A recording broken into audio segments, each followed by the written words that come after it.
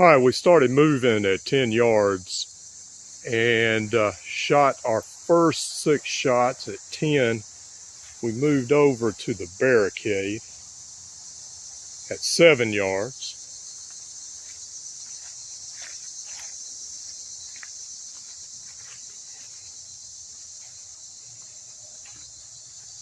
Now my first shot I threw a little high.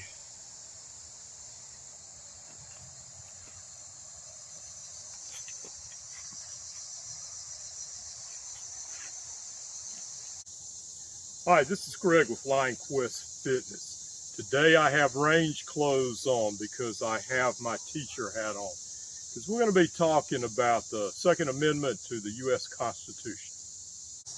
All right, before we start, let's talk about our self-defense scenario. Worst possible case, outlier type of thing, 3 armed rapscallions. All right, you're out away from cover. All right, you have to stand, draw, fire, get to cover, possibly still engage, and then move and cover. Now, what we shot inside one of the original Kydex Phobos holsters, almost 30 years old, is a Glock 19. As you can see, no magazine, nothing in the chamber. This is my favorite semi-auto, and it was a gift from Ken S. And I like to thank him every chance I get. So let's talk about the Second Amendment. All right, I'm not a constitutional scholar. I'm not an attorney. But let's try to break the Second Amendment down in plain, simple language, because that's what it was meant for. The Bill of Rights was included in our Constitution to protect the people from government, not to limit rights. And we have to look at the Bill of Rights in that context. So what does the Second Amendment say?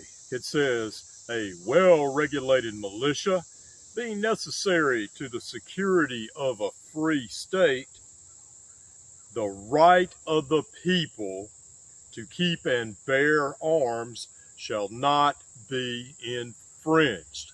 Now, first off, let's look at what the militia was in that day and time. It was every able-bodied man who could be mustered in times of trouble to protect a community. Now, this statement about a militia being necessary to a free society, a free state, is a preface. And it sets up the next thing, which is the right of the people. And when you say right of the people, who are you talking about? You're not talking about specifically the militia. You're not talking about the National Guard. You're not talking about an armed military. You're talking about ordinary people and citizens. And bearing arms literally means all weapons, accoutrements, and ammo that an ordinary citizen called to militia duty might have had at their disposal. Do you feel those winds of liberty brewing? It's about to come up a storm. So who does this right protect from? We'll look at context. They just had fought a war against Great Britain from an overbearing totalitarian government to win those hard-won rights. And it's obvious, it's very obvious, that the Second Amendment is meant to check government, to prevent that government from becoming tyrannical, because the citizens are allowed to be armed. Now, some of our well-meaning politicians conflate the Second Amendment with hunting rights. And some state constitutions do have that included in their bills of rights. But do not be fooled. The Second Amendment is not about hunting. It's not about shooting sports. It's about the ability to protect oneself, one's family, one's community. Hence the comparison to the militia. I want to close with this one warning. And this is a caution to all American citizens.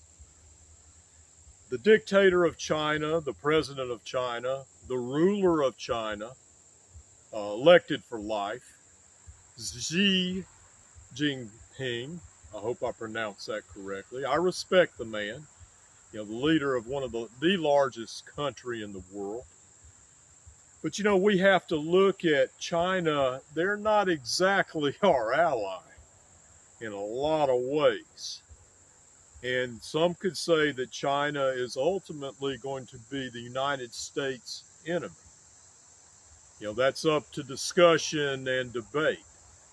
But one thing Xi Jinping said 2 or 3 years ago in a speech in front of an international audience was that it was very problematic that so many American citizens, and those were his words, problematic, that so many American citizens owned firearms. Now, why would the president of China be concerned that Americans own firearms? You be the judge. And this is Greg with Lionquest Fitness.